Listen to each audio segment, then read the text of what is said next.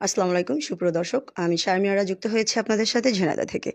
দর্শক, আমাদের মাঝে আজ উপস্থিত হয়েছে শামীম, কণ্ঠশিল্পী, ডাকবাংলা থেকে এসেছে। আপনারা সবাই তাকে চেনেন, ইতিপূর্বে আমার লাইভে তাকে দেখেছেন।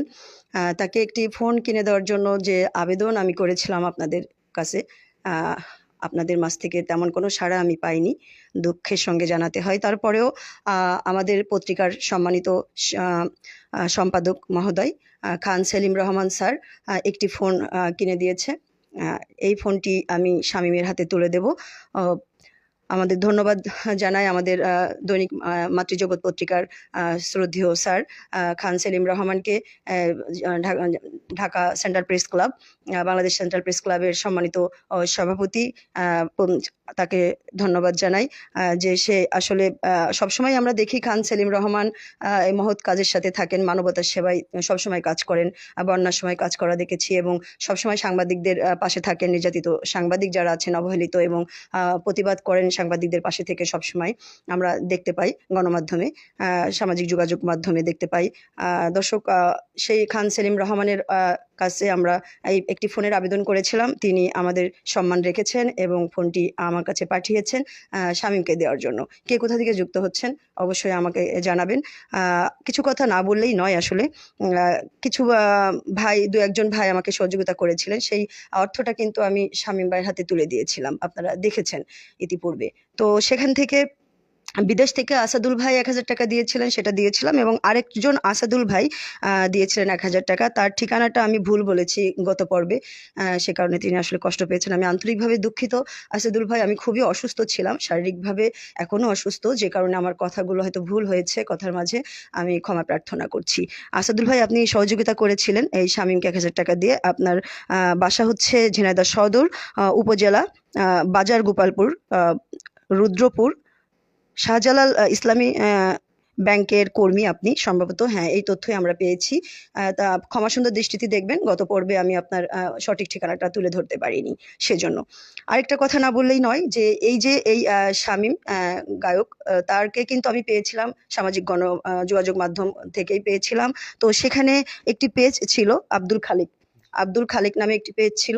ওখানে ওর গানের আমরা শুনতে পাই। আমি হঠাৎ করে এক মুহূর্তের জন্য আমি ফেসবুকে আসলে ওকে দেখতে পাই, ওর গান পাই।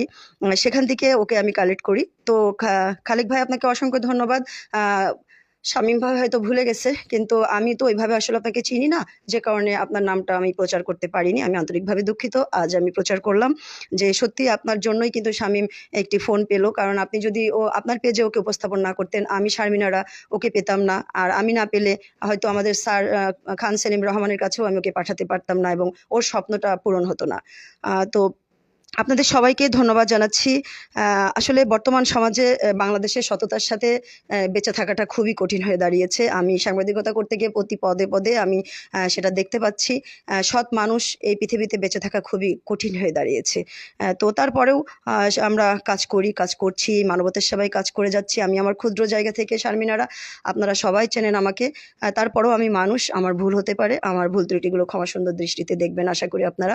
আপনাদের ভালোবাসায় এগিয়ে যেতে চাই। আপনারা ভালোবাসলে কাজ করব, আপনারা ভালো না বাসলে আর কাজ করব না।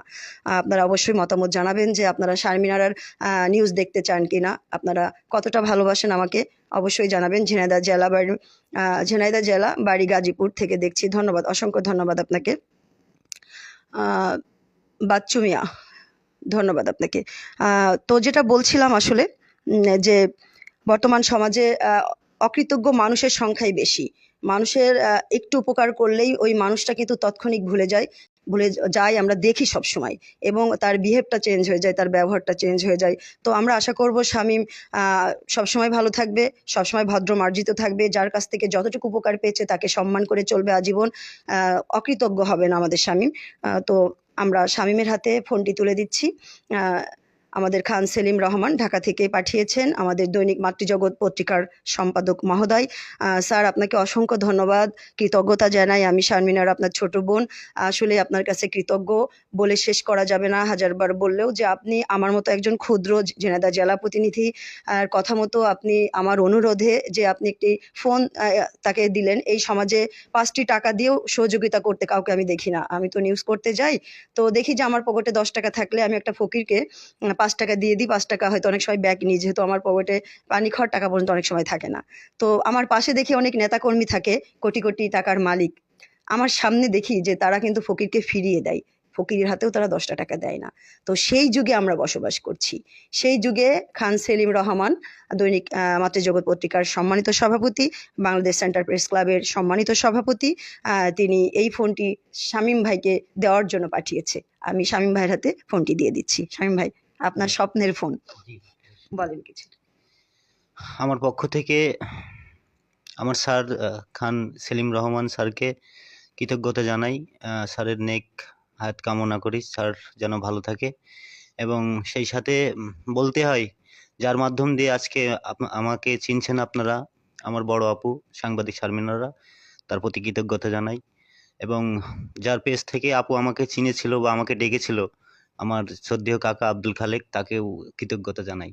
এবং সবার উদ্দেশ্যে বলতে চাই, আপনারা আমার জন্য দোয়া করবেন। আমি ফোনটি হাতে পেয়েছি, এখন আপনাদের সামনে নতুন নতুন গান নিয়ে আসার চেষ্টা করব। আপনারা আমাকে দোয়া করবেন সবাই, আর আপুর জন্য সবাই দোয়া করবেন।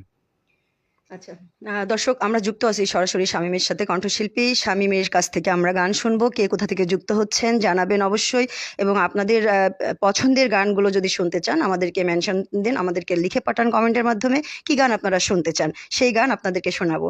আমাদের মাঝে উপস্থিত আছে কণ্ঠশিল্পী শামীম, ডাক বাংলায় বাড়ি। তার গান আমরা শুনবো আজ। যে যে গান পছন্দ করেন, যে কোনো গান, যে কোনো শিল্পীর আপনারা অনুরোধ করতে পারেন, সেই গান আমি কমেন্ট দেখে আপনাদের শোনানোর চেষ্টা করবো। শামীম ভাই, আমাদের কয়েকটা গান শোনান আজকে।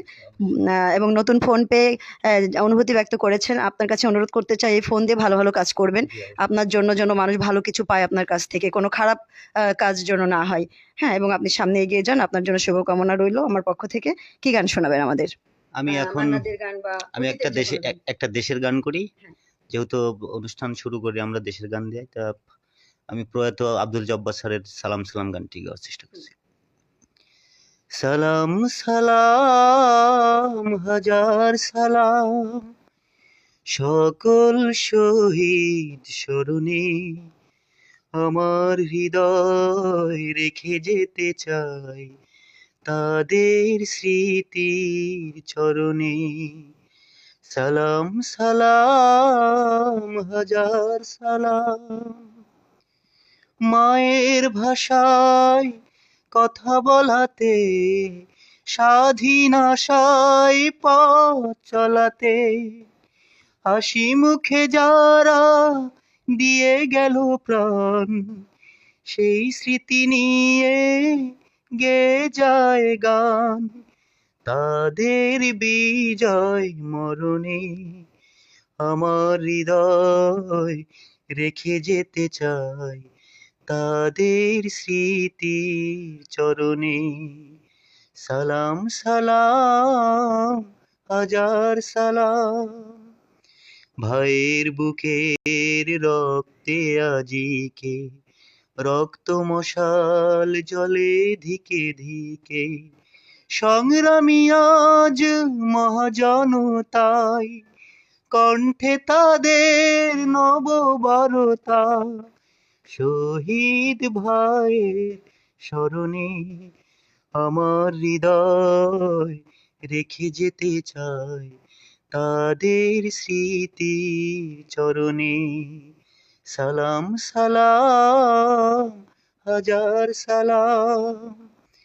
বাংলাদেশের লাখো বাঙালি জয়ের নেশায় দিল রক্ত ঢালি, আলোর দেয়ালি ঘরে ঘরে জালি, ঘুচিয়ে মনে আধার কালি। শহীদ ভাইয়ের স্মরণে আমার হৃদয় রেখে যেতে চাই তাদের স্মৃতির চরণে। সালাম সালাম হাজার সালাম সকল শহীদ স্মরণে, আমার হৃদয় রেখে যেতে চাই তাদের স্মৃতির চরণে। সালাম সালাম হাজার সালাম।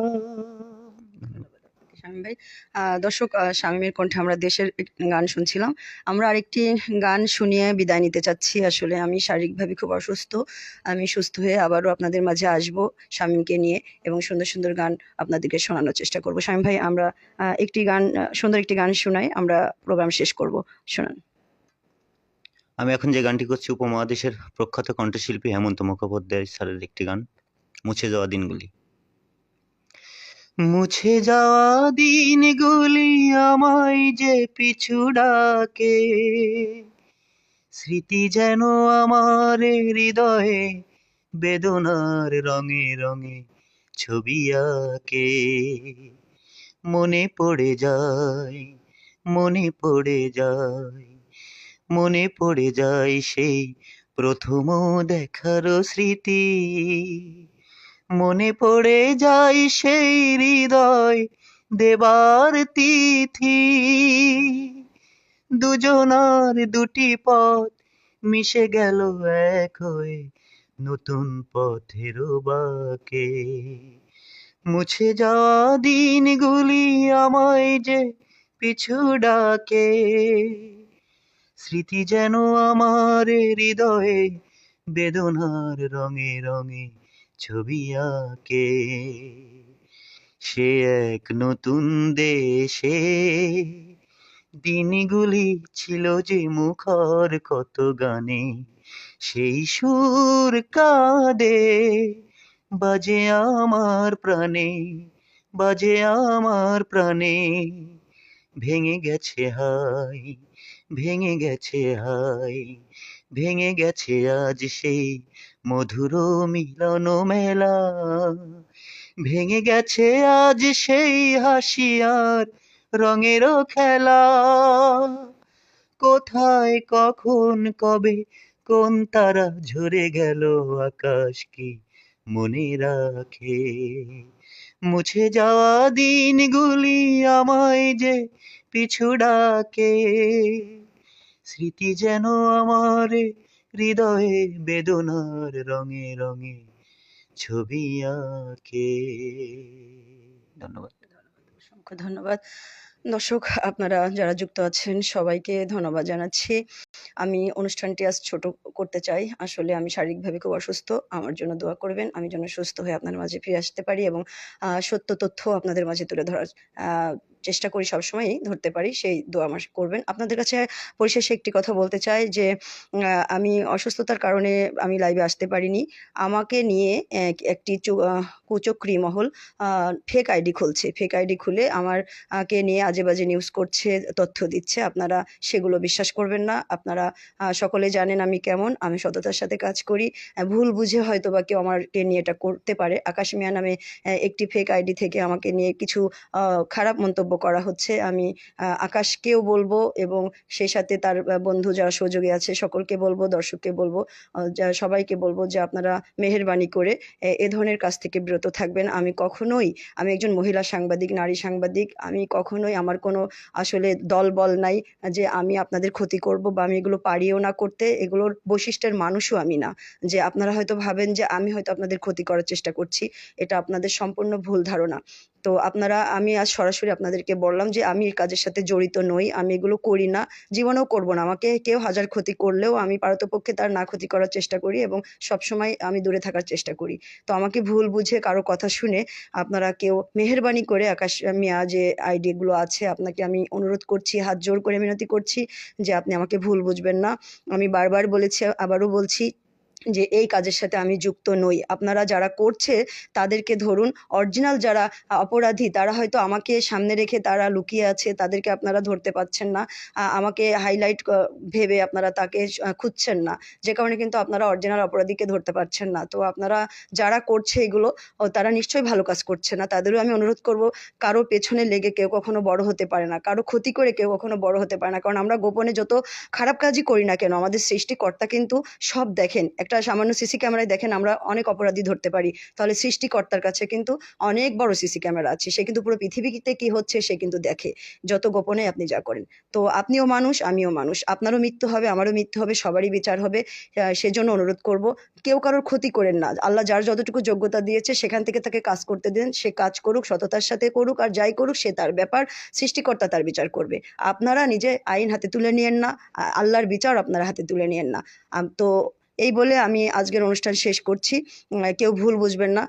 সবাই ভালো থাকবেন, সুস্থ থাকবেন, আমার জন্য দোয়া করবেন, শামীম ভাইয়ের জন্য দোয়া করবেন, সে যেন তার অবস্থা পরিবর্তন করতে পারে এবং সুন্দর একটি জীবন যাপন করতে পারে তার পরিবার সন্তান নিয়ে। তার এই ফোনের মাধ্যমে যেন তার জীবনের মোড়টা ঘুরিয়ে যায়, এটা শুরু তার জীবনের। এটা দিয়ে সে যেন আরো বড় কিছু করতে পারে, বড় আইফোন কিনতে পারে এবং সমাজে ভালো ভালো জিনিস আমাদেরকে উপহার দিতে পারে, সততার সাথে চলে, সৎ পথে চলে। তো আমাদের খান সেলিম রহমান স্যারকে অসংখ্য ধন্যবাদ। মাতৃজগৎ টিভির পক্ষ থেকে আমি শারমিন আরা ঝিনেদা প্রতিনিধি আপনাদের সাথে ছিলাম। আল্লাহ হাফেজ, আসসালামু আলাইকুম।